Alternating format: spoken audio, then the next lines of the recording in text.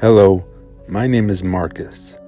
It was the day of Thanksgiving, and me and my family drove across the country to visit my cousin Violet and her family. They live in Massachusetts, and every year they would invite us to their house for Thanksgiving.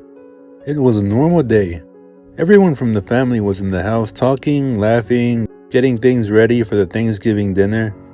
My mom and her sisters were in the kitchen doing their last-minute food preparations for the dinner. My dad and the other dads were watching football in the living room, while Granddad was sleeping outside in those rocking chairs outside of the front porch. My little cousins Tom and Jack were running around the yard playing tag, or whatever kids do these days. I got the chance to talk to my cousins Tony, Violet, and Gabby, who were somewhat near my age group, about college and how life back home in California was for me. It was finally dinner time, and we sat in our chairs ready to be served. Tony and Violet were using TikTok and were talking about the latest trends and dance moves on the app. Gabby was helping her mom in the kitchen with the rest of our moms to help serve the food. My dad and the other dads came from the living room to the dinner table alongside my half-awake granddad. We sat at the table and were waiting on food. Then Tony's dad started talking about politics, like, Joe Biden is the worst president of all time, and the economy has gone down. We might have to go through a recession. I really don't give a fuck about politics. But every cliche Thanksgiving dinner, there's always an uncle that loves talking about politics. He was giving this big speech about how bad the Joe administration is, and yada yada yada. I personally was very annoyed, and I could tell Tony was embarrassed as he was trying to hide his face, and Violet was making a mad face. It seemed like fumes were coming out of Violet's ears. It seemed like she wanted to give Tony's dad a piece of his mind. I guess she voted for Joe the way she was trying not to lose her cool. I was ready to cuss him out and tell him we shouldn't be talking about politics on Thanksgiving. Instead, we need to just be glad that we were together as a family and that we need to just focus on having a great time, talking about other stuff that won't divide the family in half. I stood up from my seat and was about to yell at him when my mom came in with the turkey and said, "Who's hungry?" Immediately, the mood changed and everyone was ready to dig in. We started with a prayer, which Violet's dad volunteered to say grace, of course. I mean, this is his house, right?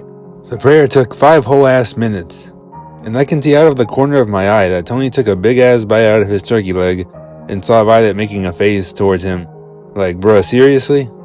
The prayer finally finished, and before Violet's dad can even end grace, I accidentally opened my soda can and made the loudest clicking sound ever. And everyone turned to look at me, and they all started to laugh. It seemed like things were finally going right.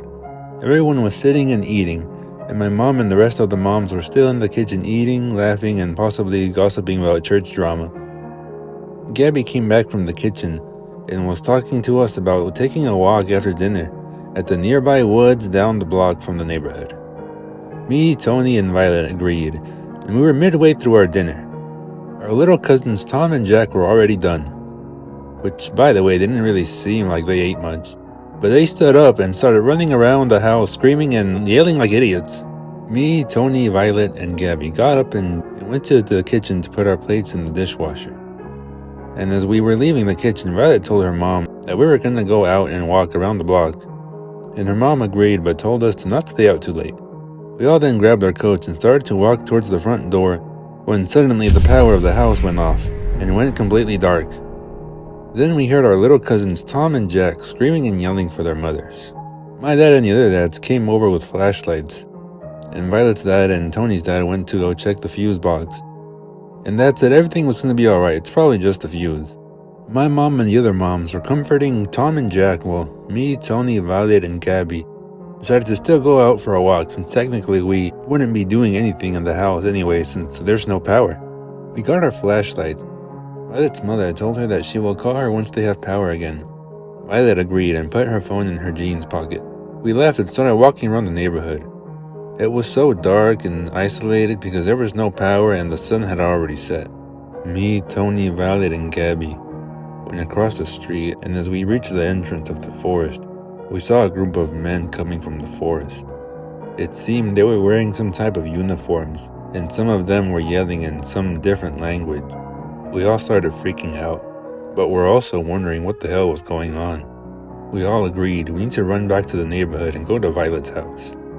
As we started to sprint, there were these groups of men in uniform that were coming through different directions of the woods, and were circling us and pointing their guns at us and started talking to us, still in their language that we didn't even recognize. Me, Tony, Violet, and Gabby were all crying and freaking out. And through the distance we heard a siren, but it seemed like it was too late for us. All I remember was seeing tanks coming through the neighborhood and seeing a weird symbol on each soldier's arm. And the soldiers that surrounded us started smacking us across the head, each and every one of us. First Tony, then Violet and Gabby, and then me. "Wait!" I cried, losing consciousness. "Help!"